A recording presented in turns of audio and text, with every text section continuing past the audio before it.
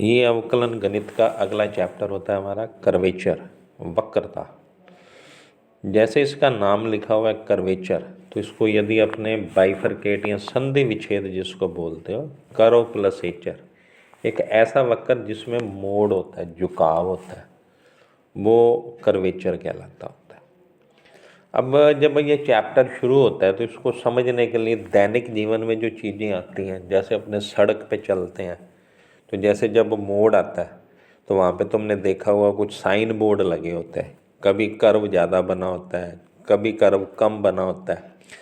ज़्यादा बने होने का मतलब उसमें जो एंगल है वो कम होता है, और जब ज़्यादा घुमा के वो दिखाते हैं तो वहाँ पे एंगल बनता है ज़्यादा। इस चीज़ को समझते हुए इस चैप्टर को अपन ने समझना है। सबसे पहले तो भी पूछा जाता है भी वक्रता का मतलब क्या है, तो हम कहते हैं जी वक्र के किसी भी बिंदु पर, जैसे कोई भी एक कर्व ले लिया अपने, उसके एक पॉइंट के ऊपर उसका जो मोड़ होता है वो वक्रता कहलाती होती है। अब इस चीज़ को समझने के लिए प्रैक्टिकल तुम करना चाहो तो एक वक्र बना लो किसी भी टाइप का, उस पर दो बिंदु लो, दोनों पे टेंजेंट लाइन बना लो, उन टेंजेंट लाइन के बीच का कोण देखना पड़ता है। ये कोण कभी कम हो जाता है, कभी ज़्यादा हो जाता है। ज़्यादा तब होगा जब मोड़ कम होगा, और कम तब होता है जब मोड़ ज़्यादा होता है। ये प्रैक्टिकली अपने अपनी कॉपी पे बना के देख सकते हैं भी इसका जो एंगल ज़्यादा बन रहा है तो कर्व कम मोड़ लेके बना होता है, इसका एंगल कम बना है तो वो ज़्यादा बना है तो इसका मतलब होता है कि कर्व में जो घुमाव है वो कम है, और कर्व में घुमाव यदि ज़्यादा है तो एंगल हमेशा कम बनता है। ये जो टोटल चीज़ होती है कर्वेचर, ये एंगल पे डिपेंड करती होती है, ठीक है, कोऑर्डिनेट्स पे कभी डिपेंड नहीं करते। तो ये चीज़ शुरू में आप समझ लेना।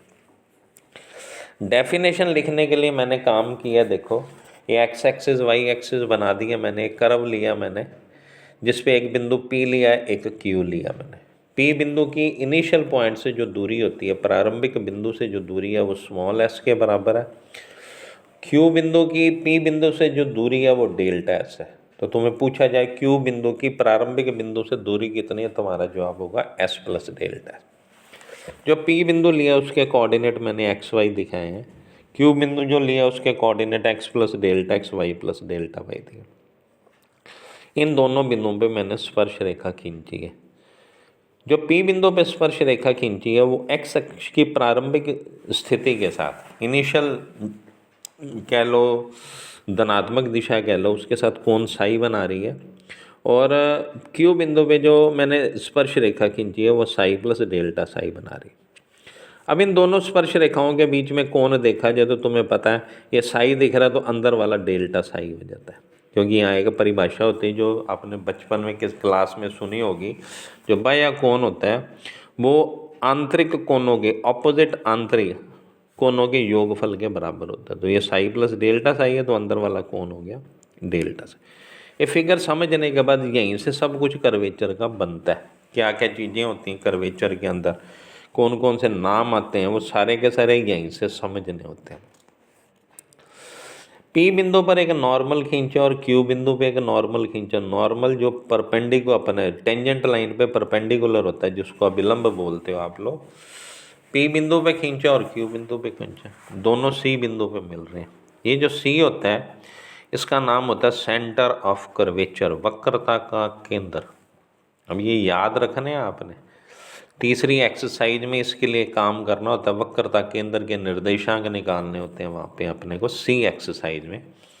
तो सी का नाम है वक्रता का केंद्र, सेंटर ऑफ कर्वेचर। फिर कहते हैं जी बिंदु सी को तो केंद्र ले लें और सीपी को त्रिज्या ले लें और एक सर्कल बनाएं अपने, उस सर्कल का नाम होता है वक्रता वृत्त, सर्कल ऑफ कर्वेचर। सी को केंद्र, सीपी को त्रिज्या लेते हुए यदि एक वृत्त बनाया जाए तो इस वृत्त का नाम होता है सर्कल ऑफ कर्वेचर, वक्रता वृत्त। ये जो सीपी दूरी दिख रही है तुम्हें, ये वक्रता त्रिज्या कहलाती है, जिसको अभी तुमने नाम त्रिज्या दिया था, वास्तव में ये वक्रता त्रिज्या होती है, इंग्लिश में नाम है रेडियस ऑफ कर्वेचर। इसे रो से लिखा जाता है।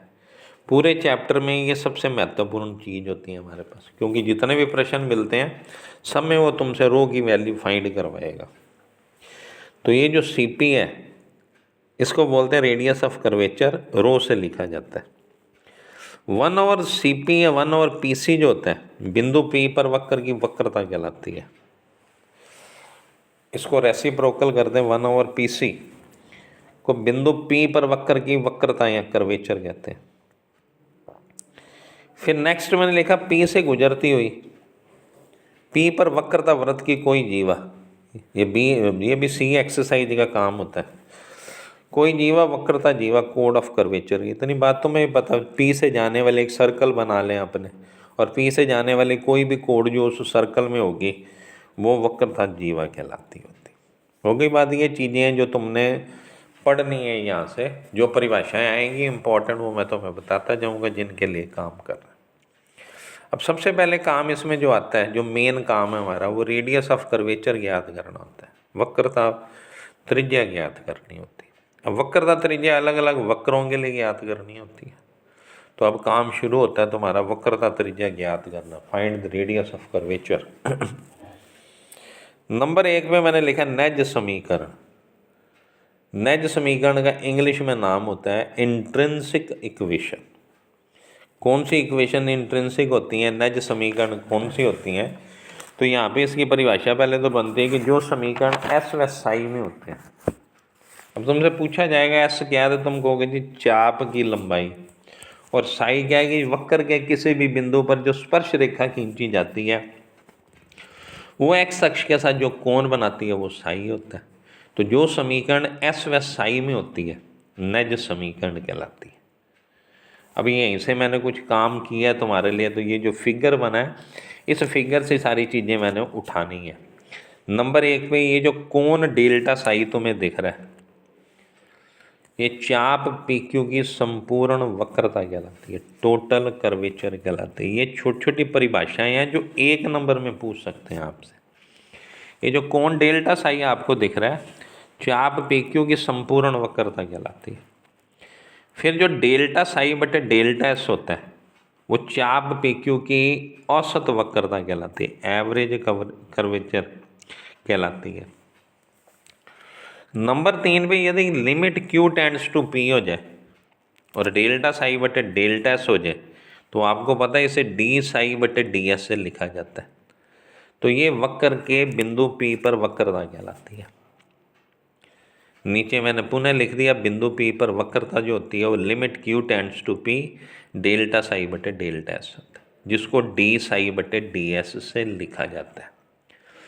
फिर वक्रता त्रिज्या की मैंने परिभाषा तुम्हें अभी जस्ट पिछले पेज में बताई है। 1 बटे जो वक्रता होती है वो वक्रता त्रिज्या के बराबर होती है। तो 1 बटे वक्रता करें तो 1 बटे डी साई बटे डी एस हो गया। वक्रता त्रिज्या को रो से लिखा जाता है तो फॉर्मूला हो गया D S upon D Sai. आपके लिए वक्रता त्रिज्या ज्ञात करने का पहला सूत्र है, ये रो का मान होता है D S over D Sai. ये जो काम करता है फार्मूला, ये इंट्रिंसिक इक्वेशन के लिए, नेज समीकरण के लिए काम करेगा। याद करना तुमने इसको अच्छी तरह। 2 नंबर पे जो कर्व आते हैं वो आते हैं कार्टेशियन कर्व, कार्तीय समीकरण। कि यदि कोई कर्व की इक्वेशन को अपने को एक्स और वाई की फॉर्म में मिल जाए तब उसके लिए कौन सा फॉर्मूला यूज़ करना अपने, ये तुम्हें मैं बताऊंगा। तो ये आर्टिकल पढ़ लेना, क्योंकि आर्टिकल के आने की संभावना कम है, जिनकी ज़्यादा मैं तुम्हें बता दूंगा। कोविड-19 से पहले ये आर्टिकल इम्पोर्टेंट होता था हमारा, लेकिन अब जैसे पता टाइम निकल रहा है, जैसे दिसंबर भी अब ख़त्म होने वाला, तो सिलेबस कम होगा। तो सिलेबस कम होगा तो एग्ज़ाम में जनरली आपसे ज़्यादा प्रश्न पूछे जाएंगे, आर्टिकल्स नहीं पूछे जाएंगे। तो इस आर्टिकल को अपन ने करना है। तो देखो क्या लिखा है मैंने, माना वक्र का समीकरण, कोई कर्व की इक्वेशन है y is equal to F X, इसको 1 नंबर मान लिया। हम जानते हैं टेन साई का मान होता है डी वाई बटे डी एक्स के बराबर, पता है आप लोगों को। s के सापेक्ष विद रिस्पेक्ट टू s अपन ने इसका डिफरेंशिएशन कर दिया, तो टेन साई का सेक्स स्क्वायर साई हो गया, साई का डी साई बटे डी एस हो गया। फिर इसका विद रिस्पेक्ट टू एस करना तो डी बटे D S of D Y बटे डी एक्स हो गया। अब इतना तुम पढ़ के आए हो। ये जो डी बटे D S of D Y बटे डी एक्स है तो दोनों के नीचे सेम वैल्यू होनी चाहिए, तो इसको हमने ब्रेक कर दिया डी बटे D X of D Y बटे D X into D X बटे D S. L H S में जो सेक्स स्क्वायर साई है उसकी जगह लिख दिया 1 plus ten square psi D psi बटे D S. R H S में सॉल्व किया तो डी स्क्वायर वाई बटे D X square into D X बटे डी एस। हमें डी एस और डी साई का मान निकालना होता है। इसके लेफ्ट हैंड साइड में देखोगे तो लिखा हुआ है डी साई बटे डी एस। यहाँ से अपन ने D S over D psi का मान निकाल दिया। जब D S over D psi का मान निकालेंगे तब ये मान बन जाएगा 1 plus ten square psi upon में डी स्क्वायर वाई बटे D X square into D X upon D S. फिर अगले स्टेप में 1 प्लस टेन स्क्वायर साई, नीचे जो डी स्क्वायर वाई बटे डी एक्स स्क्वायर लिखा उसको एज इट इज लिखा रहने दिया। ये जो नीचे D X upon D S लिखा है इसको उठा के हम ऊपर ले आए तो ये बन गया D S upon D X. Pedal equation में तुमने इसका फॉर्मूला पढ़ रखा है। D S upon D X का मान होता है रूट में 1 plus D Y upon D X का होल स्क्वायर। अब यहाँ पे सब जगह मैंने वैल्यूज पुट की। 1 प्लस टेन साई का मान पता मुझे डी वाई बटे डी एक्स है तो वो हो गया 1 प्लस डी वाई बटे डी एक्स का होल स्क्वायर। फिर रूट का साइन लगाया 1 प्लस डी वाई बटे डी एक्स का whole square whole upon D square Y बटे डी एक्स स्क्वायर।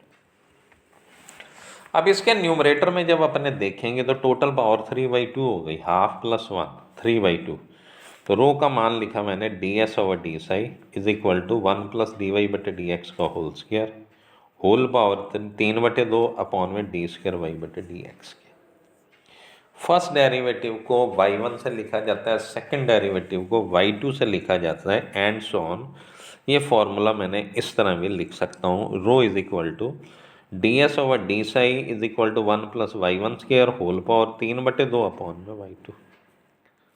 ये फॉर्मूला कार्टेशियन कर्व के लिए, चाहे तो ऊपर वाला पढ़ लो चाहे नीचे वाला पढ़ लो, एक ही बात होती है। कभी भी कर्व अपने को जब x और y के फॉर्म में मिलते हैं और हमें वक्रता त्रिज्या ज्ञात करनी होती है तब हम ये फॉर्मूला यूज़ करते हैं। अब मैंने जैसे शुरू में बताया जो वक्रता त्रिज्या होती है वो एंगल पे डिपेंड करती है, कोण पे निर्भर करती है, कोऑर्डिनेट्स पे डिपेंड नहीं करती। वक्रता त्रिज्या सदैव कोण पर निर्भर करती है, एंगल पे निर्भर करती है, बिंदु के निर्देशांक पे नहीं करती। इस कारण से इस सूत्र को अपने इस फॉर्म में भी लिख सकते हैं। S is equal to D S over D psi is equal to 1 plus D X upon D Y को whole square whole power 3/2 upon में डी स्क्वायर एक्स बटे डी वाई स्क्वायर। ये भी फॉर्मूला अपने यूज में ले सकते हैं। तो यदि कार्टेशियन फॉर्म में कर्व मिलता है तो अपने ये फॉर्मूला यूज करते हैं।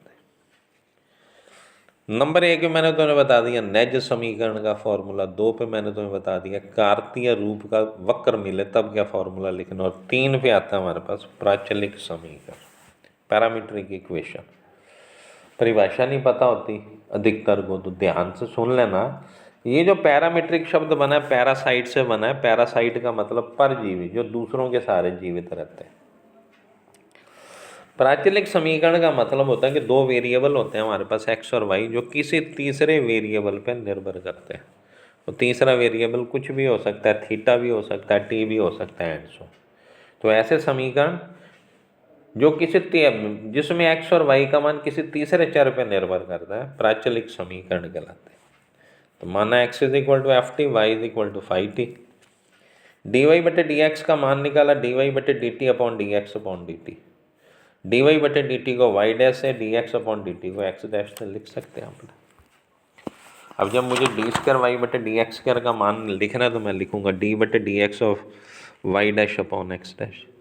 अब ये जो वाई डैश एक्स डैश हैं with respect to T differentiation होने पे मिले थे, तो मैंने इसको ब्रेक कर दिया डी बटे D t of Y dash upon x dash into d t बटे D x. U upon v से डिफरेंशिएशन कर दिया तो x dash y double dash minus y dash x double dash upon x dash square. ये d T upon D x है, जिसको 1/dx upon D T से मैंने एक्स डैश बना दिया। ये डी स्क्वायर वाई बटे डी एक्स स्क्वायर का मान हो गया। हम जानते हैं वक्रता त्रिज्या का ये सूत्र होता है 1 + dy बटे डी एक्स को whole square whole power 3/2 upon D square Y बटे डी एक्स स्क्वायर। इनमें सारे मान पुट कर दिए, हल किया तो रो का मान आ गया x dash square plus y dash square whole power 3/2 upon में x dash y double dash minus y dash x double dash. ये 3 तरह के कर्व के लिए मैंने तुम्हें सिखा दिया किस तरह से रेडियस ऑफ कर्वेचर निकालते हैं। अब मैं तुम्हें एग्जाम्पल बताऊंगा बुक में से और उसके बाद अपने बी एक्सरसाइज पे आएंगे। Thank you.